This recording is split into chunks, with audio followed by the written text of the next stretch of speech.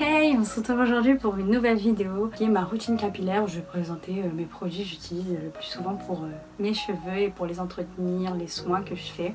Donc tout d'abord j'utilise le shampoing Repair de chez Yves Rocher, j'en avais parlé dans une autre vidéo, dans mes produits favoris que j'aime beaucoup.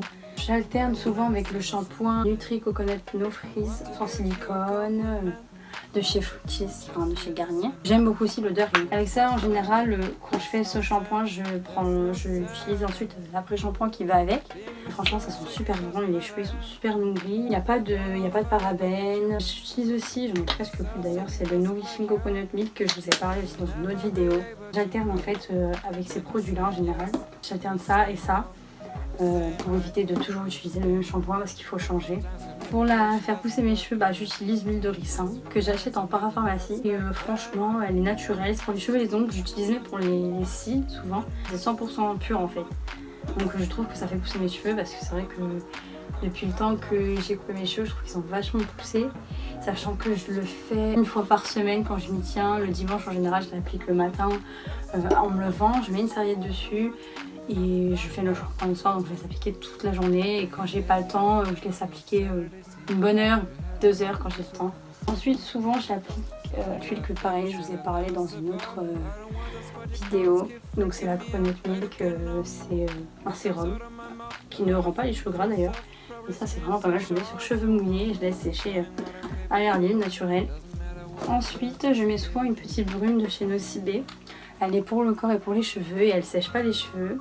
Celle-ci elle sent la barbe à papa, elle sèche pas les cheveux. Ça c'est vraiment pas mal, c'est une abonnée qui me l'a conseillé. Donc je l'ai utilisé. Ensuite j'utilise, entre chaque shampoing, j'utilise donc le Frecha, c'est un shampoing sec que j'ai acheté chez Stocomanie à l'anis et au citron. Il sent vraiment pas mal, donc il n'y a pas besoin d'en mettre beaucoup. Moi ça fait plus de 3 mois que je l'ai et j'en mets souvent quand je commence à avoir les cheveux gras entre chaque shampoing. J'applique aussi. Je ne fais pas tous les jours, mais j'aime bien alterner avec plusieurs produits, changer de produits de temps en temps quand je vois qu'ils sont plus abîmés par le lisseur que d'autres jours.